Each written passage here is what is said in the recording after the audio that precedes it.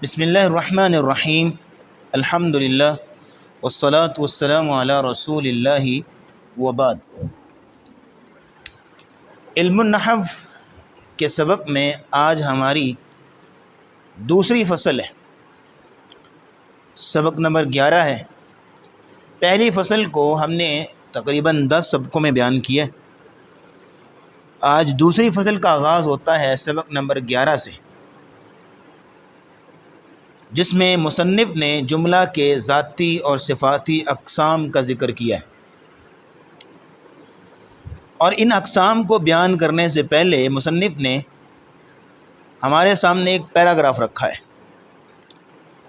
جس پیراگراف میں اب تک جتنا ہم نے پڑھ لیا ہے اس کی سمری اور اس کا خلاصہ بیان کیا گیا ہے۔ اگر آپ اس پیراگراف کو بغور پڑھیں اور اس کو ایک ٹائٹل دینا چاہیں، اس کو ایک نام دینا چاہیں،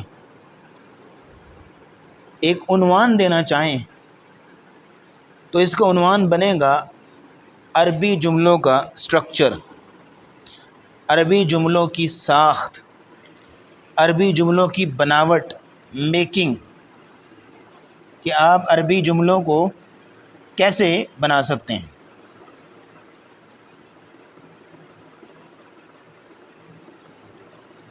عربی جملوں کا سٹرکچر، اور اس پیراگراف میں بنیادی طور پر مصنف ہمیں 2 باتیں سمجھانا چاہتے ہیں۔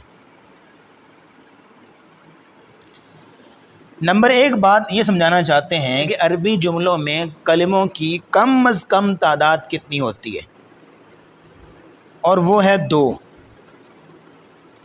عربی جملوں کے اندر کلموں کی کم از کم تعداد 2 ہوتی ہے۔ 2 سے کم اگر کلمے ہوں، یعنی ایک کلمہ ہو، تو وہ کلام نہیں ہوتا، وہ جملہ نہیں ہوتا۔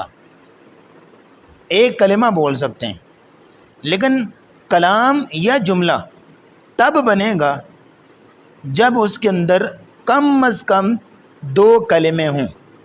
2 سے زائد ہوں تو وہ تو ظاہر ہے کہ پھر ایک پوری عبارت بن جاتی ہے، سینٹینس بنے گا، لیکن 2 سے کم نہ ہو، کم از کم 2 کلمے ملیں تو پھر ایک جملہ بنتا ہے، ایک کلام بنتا ہے۔ اور اس کی خاصیت یہ ہے کہ یا تو وہ 2 کلمے لفظوں میں موجود نظر آئیں گے آپ کو، مثال کے طور پہ ضرب زید۔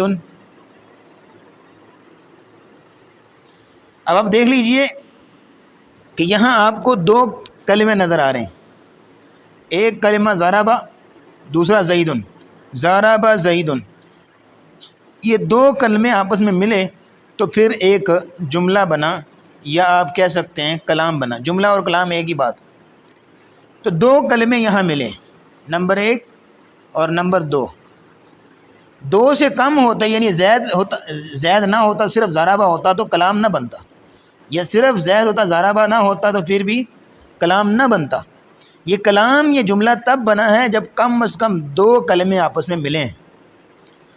تو اس کی خاصیت میں نے بتائی، یا تو وہ دونوں کلمے لفظوں میں موجود نظر آئیں گے جیسے آپ کو نظر آ رہے ہیں، یا تقدیراً ہوں گے، جیسے اضرب۔ اضرب، اس کا ترجمہ آپ کیا کرتے ہیں؟ تو مار۔ اس میں آپ دیکھ لیجئے کہ مار کا ترجمہ تو آپ نے لے لیا ضرب سے، مار۔ یہ تو کہاں سے لیا آپ نے؟ تو آپ نے لیا ہے چونکہ یہ امر کا صیغہ ہے، تو امر کسی کو آرڈر دیتا ہے، تو مخاطب کو جو سامنے جس سے خطاب کیا جا رہا ہے اس کو آرڈر دے رہا ہے نا، تو وہ جس کو آرڈر دیا جا رہا ہے وہ مخاطب یہاں تصور کیا جاتا ہے، تقدیراً ہے، پوشیدہ ہے۔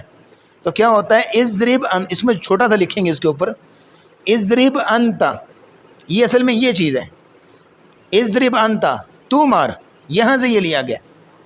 تو یہ جو انت ہے یہ تقدیراً ہے۔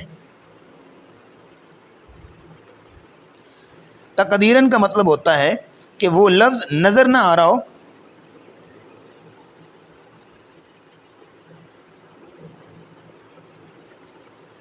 بلکہ تصور کیا جائے۔ تو یہاں بھی آپ دیکھ لیجئے، انت نظر نہیں آ رہا اس لفظ کے اندر، لیکن یہاں اس کو تصور کیا گیا ہے کہ یہ اس کے اندر ہے، ظاہر ہے کہ ترجمے کے اندر آ رہا ہے اور مخاطب کو خطاب کیا جا رہا ہے، تو یہ تقدیراً ہے۔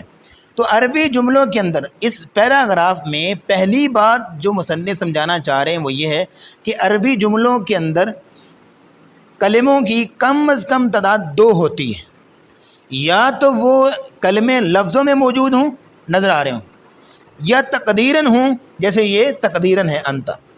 تو پیراگراف پڑھ لیجئے، کہتے ہیں کہ واضح ہو کہ کوئی جملہ، ابھی آپ کی سکرین پہ شو ہو رہا ہوگا انشاءاللہ، کہتے ہیں کہ واضح ہو کہ کوئی جملہ 2 کلموں سے کم نہیں ہوتا، یعنی کم از کم تعداد کتنی ہے جملے میں کلموں کی؟ 2، یا تو وہ دونوں کلمے لفظوں میں موجود ہوں، جیسے ضرب زید، جیسے آپ کو نظر آ رہا ہے ضرب زید، یا تقدیراً ہوں، جیسے اضرب، کہ اضرب کے اندر انت اس میں پوشیدہ ہے، لفظوں میں موجود نہیں ہے۔ ایک بات تو یہ مصنف نے سمجھا دی آپ کو اس پیراگراف میں، نمبر 1 کہ عربی جملوں میں کلموں کی کم از کم تعداد کتنی ہو۔ دوسری بات جو مصنف سمجھانا چاہ رہے ہیں وہ یہ ہے کہ اگر جملے کے اندر کلمات 2 یا 2 سے زائد ہوں، جملے کے اندر کلمات 2 سے زائد ہوں تو پھر کیا کرنا چاہیے، یہ دوسری بات ہے۔ وہ یہ ہے کہ اگر جملے میں کلمات 2 سے زائد ہوں تو پھر کیا کرنا چاہیے، اس میں وہ کہتے ہیں، ذرا پڑھیے گا، کہتے ہیں کہ جملہ میں 2 سے زیادہ بھی کلمے ہوتے ہیں مگر زیادہ کی کوئی حد نہیں۔ جب جملہ کے کلمات بہت ہوں تو پھر اس میں کچھ چیزوں کو آپ نے سمجھنا ہوگا۔ نمبر 1 وہ کہتے ہیں کہ اسم فعل کو اس میں تمیز کرنا چاہیے کہ اسم کون سا ہے، فعل کون سا ہے، حرف کون سا ہے۔ پھر اس کے بعد مورب ہے یا مبنی ہے، یہ مورب مبنی کی بحث انشاءاللہ آئندہ آئے گی، اس کو دیکھ لیں گے۔ مورب ہے یا مبنی ہے، یعنی اس کا اعراب کیا ہے۔ آج کے لیے فی الحال کے لیے آپ اتنا آسانی سے سمجھ لیں، مورب مبنی کا جن کو پتہ ہے وہ تو سمجھ گئے، جن کو نہیں پتہ تو وہ اتنا فی الحال ذہن میں رکھیں کہ اعراب کیا ہے، زبر ہے، زیر ہے، پیش ہے، کیا چیز ہے۔ ایک تو آپ نے اسم فعل حرف کو پہچاننا ہے اس میں سے، دوسرا اعراب پہچاننا ہے کہ زبر ہے، زیر ہے، پیش ہے، کیا ہے۔ تیسری بات عامل ہے یا معمول ہے، یعنی یہ عمل کر رہا ہے کسی دوسرے لفظ کے اوپر یا اس کے اوپر کوئی دوسرا لفظ عمل کر رہا ہے، یہ عامل معمول بھی آگے آپ پڑھ لیں گے۔ اور یہ بھی معلوم کرنا چاہیے کہ کلمات کا تعلق آپس میں ایک دوسرے کے ساتھ کس طرح ہے تاکہ مسند اور مسند الیہ ظاہر ہو جائے اور جملہ کے صحیح معنی معلوم ہو سکے۔ تو آپ دیکھ لیجئے کہ اگر جملے میں کلمات 2 سے زائد ہوں تو پھر کیا کرنا چاہیے۔ نمبر 1 اسم فعل حرف، اسم فعل حرف کو پہچانو۔ نمبر 2 مورب مبنی یعنی اعراب کو پہچانو۔ نمبر 3 عامل معمول کو پہچانو کہ عامل کون سا ہے، معمول کون سا ہے۔ نمبر 4 کلمات کا آپس میں تعلق کیا ہے۔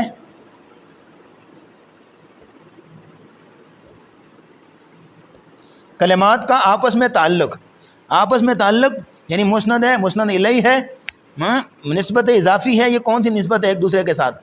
تو کلمات کا آپس میں تعلق بھی آپ نے نوٹ کرنا ہے۔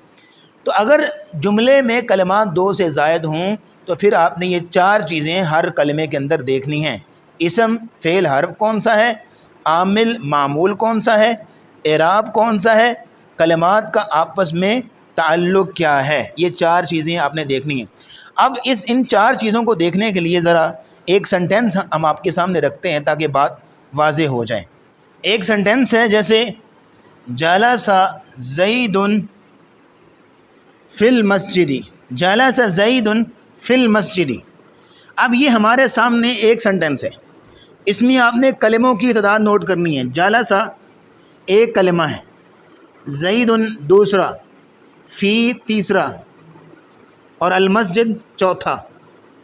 یہ 4 کلمے ہیں ایک جملے کے اندر۔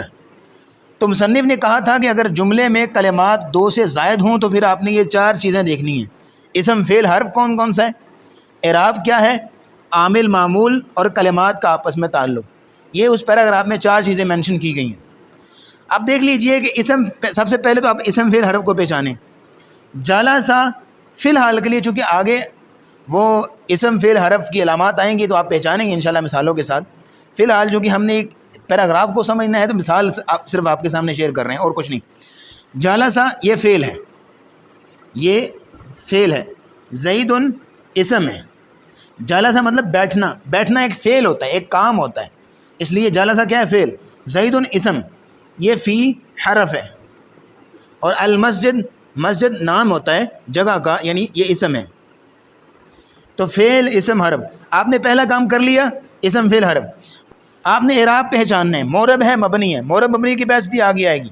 فی الحال کے لیے چونکہ یہ فعل ماضی ہے تو فعل ماضی مبنی ہوتا ہے، فعل ماضی مبنی ہوتا ہے، یہ جالسہ ہی رہتا ہے. زید جو ہے اس کے اوپر تنوین آ گئی دو پیش، اور یہ معرب ہے، زیدن بھی آتا ہے، زیدن بھی آتا ہے، یہ معرب ہے. فی حرف ہے، یہ مبنی ہے. المسجد یہ جو ہے وہ معرب ہے، اس میں اعراب بدلتا رہتا ہے. تو معرب مبنی آپ نے دیکھ لیا. عامل معمول دیکھنا ہو تو اس میں آپ دیکھ لیجئے کہ جالسہ عامل ہے، جالسہ عامل ہے، زید معمول. یہ کیوں ہے؟ یہ آپ نوٹ کر لیجئے کہ زید کے اوپر تنوین آئی فاعل کی وجہ سے، زید کے اوپر پیش آئی، تنوین آئی فاعل کی وجہ سے، اور فاعل فعل کی وجہ سے بنا. تو فعل نے اپنے فاعل یعنی کام کرنے والے پر عمل کیا، تو عامل ہو گیا فعل، اور معمول جس پر عمل ہوا یہ زید ہو گیا. اسی طرح یہ فی حرف ہے، اب حرف نے عمل کیا، حرف جارہ ہے تو یہ عامل ہے، حرف جارہ ہے، حرف جارہ عمل کرتا ہے، اگلے کو جر دیتا ہے. تو فی المسجدی زیر آئی حرف جارہ کی وجہ سے، تو حرف جارہ کیا ہو گیا؟ عامل. تو اس پر حرف جارہ نے عمل کیا ہے تو یہ کیا ہو گیا؟ معمول. یہ کیا ہو گیا؟ معمول. اب آپ دیکھ لیجئے کہ آپ نے اسم فعل حرف کو بھی پہچان لیا، اعراب کو بھی پہچان لیا، عامل معمول کو بھی پہچان لیا. اب آئیے چوتھے نمبر پہ کلمات کا آپس میں تعلق کیا ہے. تو کلمات کا تعلق یہ ہے کہ یہ جالسہ فعل، جالسہ فعل، زید فاعل، یہ فعل فاعل کا آپس میں تعلق ہو گیا نا. اور فی جارہ، المسجد مجرور، فی المسجد جارہ مجرور، یہ جارہ مجرور کا آپس میں تعلق ہو گیا، جارہ مجرور متعلق ہو گیا اپنے فعل کے. تو فعل اپنے فاعل اور متعلق سے مل کر جملہ فعلیہ خبریہ ہوا. تو یہ ایک ایگزامپل ہے، اس میں سے کچھ آپ کو سمجھ آئی ہے، کچھ نہیں سمجھ آئی تو کوئی مسئلہ نہیں، ابھی کے لیے لکھ چھوڑیے، رکھ چھوڑیے، آگے جیسے جیسے آپ چیزیں پڑھتے جائیں گے آپ کے لیے واضح بات ہوتی جائے گی. لیکن فی الحال کے لیے آج جو آپ نے سبق یاد رکھنا ہے، ذہن میں رکھنا ہے اور لکھ لینا ہے وہ یہ ہے کہ اگر جملے میں کلمات دو سے زائد ہوں تو پھر آپ نے یہ چار چیزیں دیکھنی ہوتی ہیں تاکہ آپ صحیح طریقے سے عبارت کا ترجمہ کر سکیں.